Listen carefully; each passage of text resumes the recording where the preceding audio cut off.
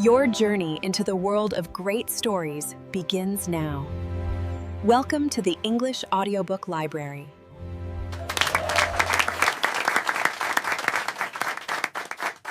Hello everyone, and welcome back to the English Audiobook Library. I am Molika, and I am here with my co-host, Smith. Hello, Smith. Hello, Molika, and hello to all our listeners. I am really happy to be here today because we are talking about something very close to my heart. Is it? Because today we are talking about being shy. And honestly, Smith, you never seem shy. You always seem so confident behind the microphone. Well, that is the magic of the microphone, Molika. But the truth is, I used to be incredibly shy, especially when I was learning a second language. I would freeze up, I would sweat, I would forget my own name. Really? That is so comforting to hear, because I think 90% of our listeners feel exactly that way. They know the grammar, they know the vocabulary, but the moment they have to open their mouth to a real person, their brain just shuts down. It is the silent block. It's terrifying. You feel like your throat closes up. So today, we aren't just giving English tips. We're going to be a little bit like therapists. We're going to break down why we are shy and exactly how to fix it. I love that. We are going to cure the English anxiety. So let's start with the root cause. Why do we get so scared? It's just talking, right? It is just talking, but our brains perceive it as a threat. When you speak a foreign language, you lose your armor. In your native language, you are smart, you're funny, you're quick. In a new language, you feel a bit like a child. That is exactly it. You feel like you lose your personality. You feel vulnerable. Exactly. It's a fear of judgment. We are terrified of looking stupid. We think that if we make a grammar mistake, the other person is going to laugh at us or think we are unintelligent. It's perfectionism, isn't it? We want to say the sentence perfectly, or we don't want to say it at all. Bingo. It's all or nothing thinking. And that's the first thing we need to destroy today. The goal of communication is connection, not perfection. Connection, not perfection. I need to tattoo that on my arm. That would be a good tattoo. But seriously, think about it. If you meet a tourist in your country and they speak your language with mistakes, do you judge them? No, never. I usually think, wow, it's so cool that they are trying. I want to help them. So why do we assume people will judge us? It's the spotlight effect again.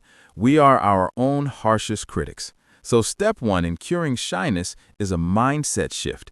People are rooting for you. They want to understand you. They are not grading you. Okay, so that's the mindset. But let's get physical for a second. When I get shy, my heart beats fast. My hands shake. How do we handle the physical reaction? That's adrenaline. Your body thinks you are fighting a tiger, so we need a physical reset. Technique number one, the deep breath pause. Is that just taking a deep breath? Yes, but it's when you do it. Most shy people rush. They feel like they have to answer immediately. If I ask you a question, you panic and try to speak in 0.5 seconds. Yes, because silence feels awkward. Silence is power. When someone asks you a question, take a deep breath, count to 2, then speak. It calms your nervous system and gives your brain time to find the English words. It makes you look confident, not slow. So silence isn't a sign of weakness, it's a sign of control. Exactly. Technique number 2, the physical smile. Smiling? It sounds cheesy, I know, but there's biology here. If you smile, it sends a signal to your brain that you are safe. It physically reduces stress. Also, if you smile at the person you are talking to, they will usually smile back. And seeing a smiling face makes you feel less threatened. That's a great hack. It changes the atmosphere of the conversation immediately. Now let's talk about the conversation itself. Molika, what is the hardest part of a conversation for a shy person? I think it's the pressure to be interesting. I feel like I have to entertain the other person, and I don't have the words to tell a funny story. That brings us to technique number 3, the reporter mode. The reporter mode? Yes, if you're shy, the best place to hide is behind a question. Oh, I see where you're going. If you're nervous about talking about yourself, flip the spotlight. Ask the other person questions. Where are you from? What do you do? What do you think about this weather? That's brilliant, because people love talking about themselves. They love it. If you get the other person talking, you're seen as a good conversationalist, even if you only said 10 words. It takes all the pressure off you. You can just listen and nod. And nodding is easy. I can nod fluently. We're all fluent in nodding, but seriously, for a shy person, asking questions is your shield. It gives you control without requiring complex grammar. Okay, I love that. But what happens when we do make a mistake? Because that's the nightmare scenario. I say something wrong and I freeze. Technique number 4, the oops strategy. The oops strategy? Yes, shy people tend to dwell on mistakes. They say, he go instead of he went, and then they spend the next 5 minutes thinking, oh my God, I am an idiot. They stop listening to the conversation because they are replaying the mistake. Guilty as charged. I do that all the time. The solution is to acknowledge it and move on immediately. Just say, oops, went, and keep talking. Or if you can't correct it, just ignore it. So don't apologize? Do not apologize. This is a big one. Don't say, oh, sorry, my English is so bad. Sorry. Why not? Isn't it polite? It kills the vibe. It makes the other person feel awkward. They have to stop and comfort you. No, your English is fine. It turns a fun chat into a therapy session. Just make the mistake and keep moving. It shows confidence. That is really powerful advice. Don't apologize for learning. Exactly. You are learning a superpower. You don't apologize for flying, even if you wobble a bit. Smith, let's talk about preparation, because shyness often comes from feeling unprepared. Is there a way we can prepare for conversations so we aren't so scared? Absolutely. Technique number 5, the pocket scripts. Pocket scripts? Like a cheat sheet? Yes, most conversations follow a pattern. Hello, how are you? What do you do? Have a nice day. You should memorize these little blocks of conversation. So you don't have to build the sentence from scratch every time. Right. If you are going to a coffee shop, practice the coffee script before you leave the house. Hi, can I get a latte? Oat milk, please. Thanks. Say it 5 times in the mirror. So when you get there, it's just muscle memory. You don't have to think. Exactly. It reduces the cognitive load.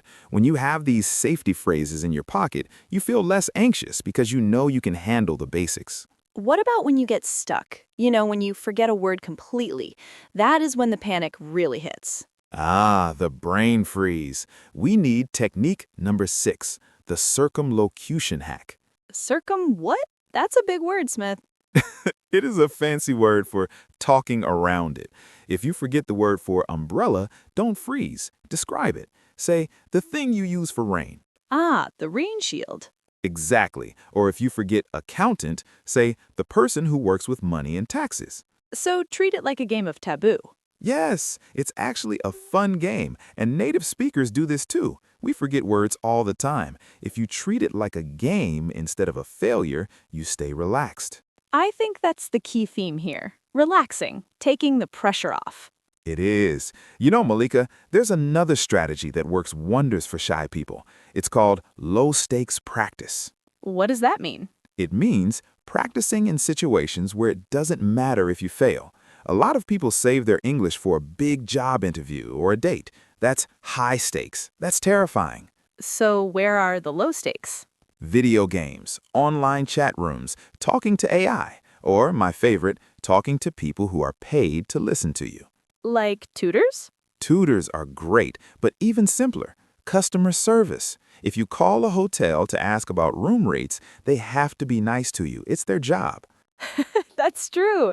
They can't laugh at you. Exactly. Call a restaurant and ask what time they close. If they have vegan options, then hang up. You practiced English, you survived, and the risk was 0. That is actually a really good challenge for our listeners. Make one phone call this week where the outcome doesn't matter. Or talk to a tourist in your own city.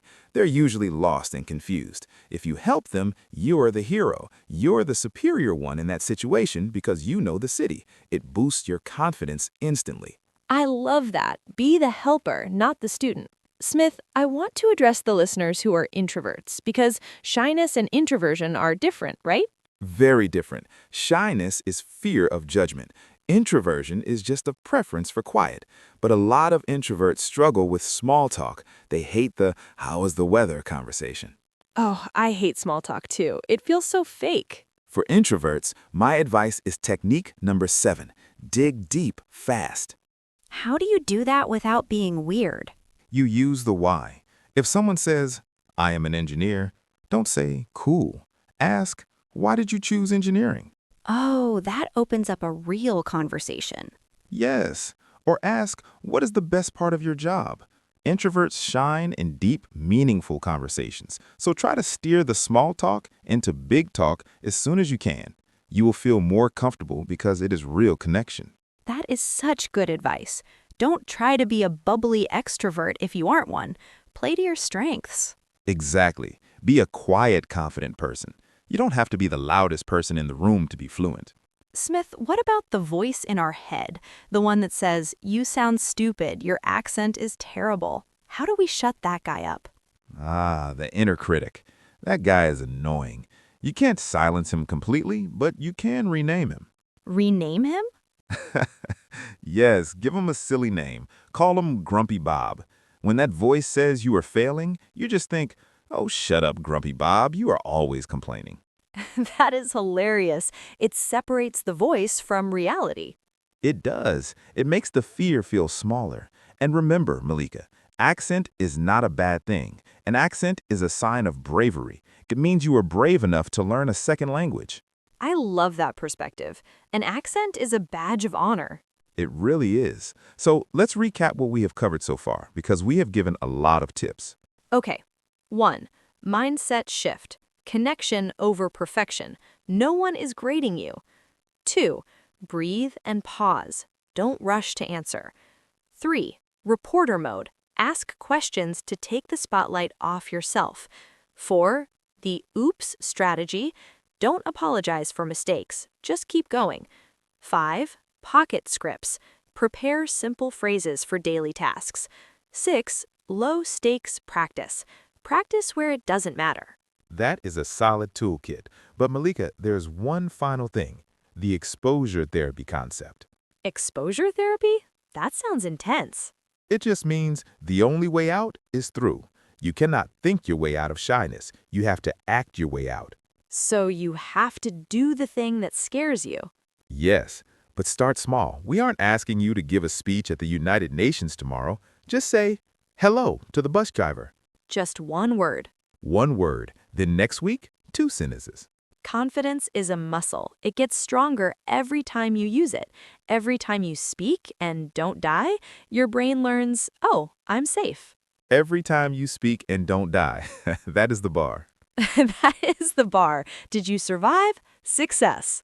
You know, Molika, I think a lot of people are waiting to feel confident before they speak. But what you're saying is, You have to speak to get confident. The action comes first. The feeling comes second. that is the hard truth. But it is the truth. And look, to all the listeners right now, we know it's hard. We aren't saying it's easy. Your heart will race, you'll sweat. That's okay. Do it scared. Do it scared. That is powerful. Being brave isn't about not being scared. It's about being scared and doing it anyway. And I promise you, the freedom you feel on the other side, when you can express yourself, when you can make jokes in English, when you can make friends, it's worth every second of fear. It opens up a whole new world. It does. So here's our challenge for you this week.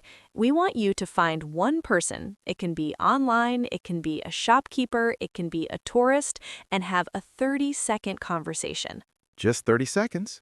Just 30 seconds. And after you do it, give yourself a reward. Buy a cookie, pat yourself on the back, celebrate the bravery. I love that. Positive reinforcement. Exactly.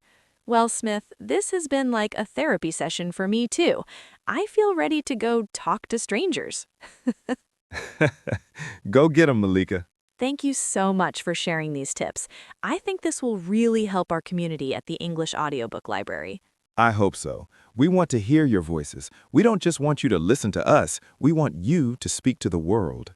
Yes. If you try any of these tips, please let us know in the comments. Tell us about your low-stakes mission. Did you defeat Grumpy Bob? We want to know. Thank you everyone for listening. Don't forget to subscribe for more tips on language, mindset, and life. Speak soon, everyone. Be brave. Goodbye.